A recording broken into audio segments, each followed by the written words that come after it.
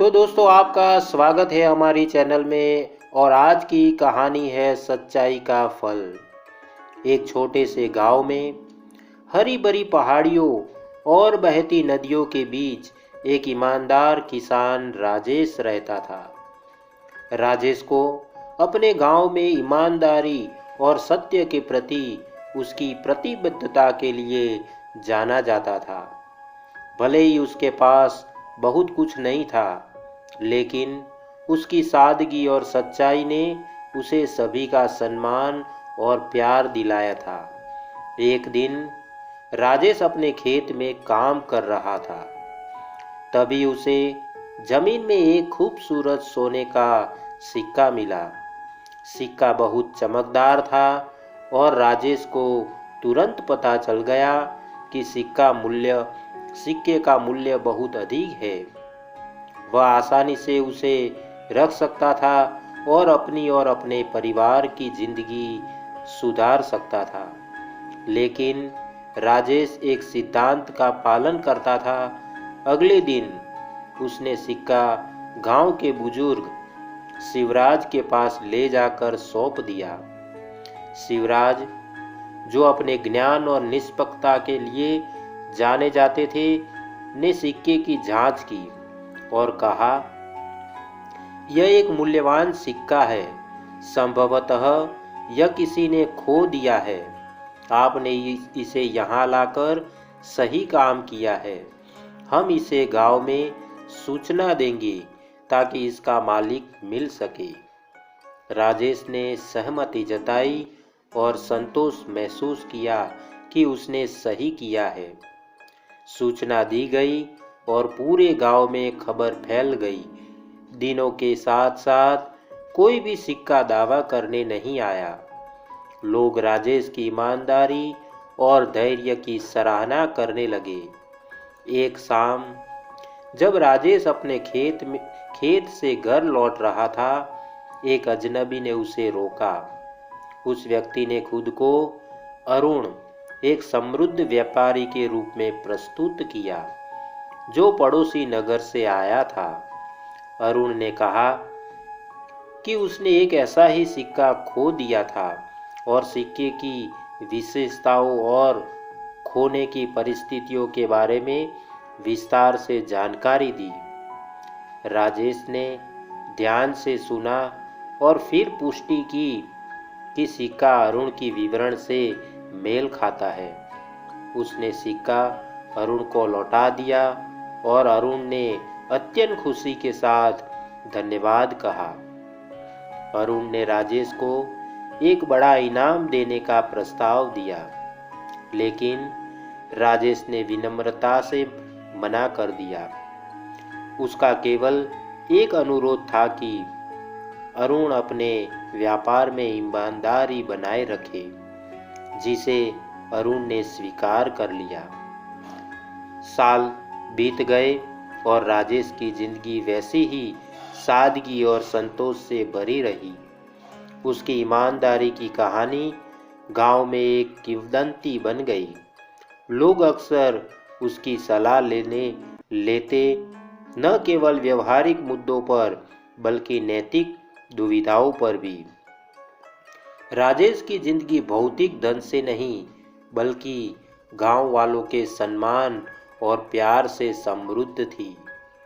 एक दिन जब राजेश गांव में घूम रहा था, उसने बाजार के पास एक भीड़ देखी। लोग एक बड़ी संदूक के चारों ओर इकट्ठा थे, जो गांव के किनारे पर दबी हुई मिली थी। संदूक पुरानी और मौसम से प्रभावित थी, लेकिन उसमें सोने के सिक्के और मूल्यवान वस्त्र भरे हुए थे। यह खोज अद्वितीय थी। समाचार तेजी से फैल गया और जल्द ही पूरा गांव उत्साह से भर गया। सभी इस संदूक और इसके सामान की उत्पत्ति के बारे में अनुमान लगाने लगे।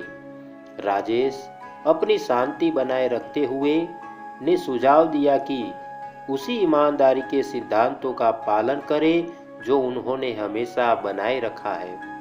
हमें लालच से प्रभावित नहीं होना चाहिए उसने कहा, हमें यह सुनिश्चित करना चाहिए कि संदूक के मालिक को मिल जाए। जांच करने पर पता चला कि संदूक एक व्यापारी की थी जो कई साल पहले इस क्षेत्र से गुजर रहा था। उसके रथ पर डाकुओं ने हमला किया था और उसने संदूक खो दी थी, यह मानते हुए कि वह हमेशा के लिए चली गई है।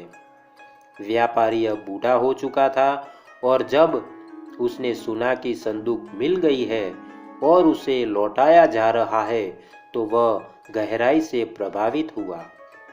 व्यापारी ने गांव वालों को बहुत बड़ा इनाम देने का प्रस्ताव रखा, लेकिन राजेश ने कहा कि उनका केवल उद्देश्य ईमानदारी को बनाए रखना है।